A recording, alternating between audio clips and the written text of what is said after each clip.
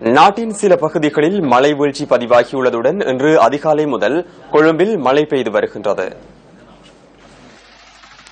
மாத்தறை திஸ்ஸமஹராம பிரதான வீதியில் தங்காலை நொதல்பிட்டிய பகுதியில் மரம் முறிந்து வீழ்ந்துள்ளமையால் வாகன போக்குவரத்துக்கு இடையூறு ஏற்பட்டுள்ளது.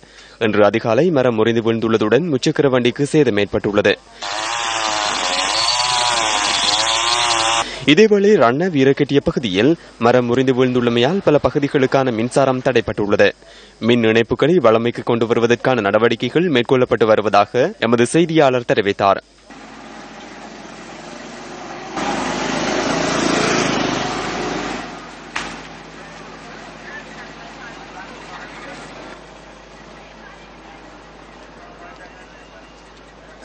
ஹம்பாந்தோட்டை நிம்பாராம விகாரையிலும் மரம் முறிந்து வீழ்ந்துள்ளது.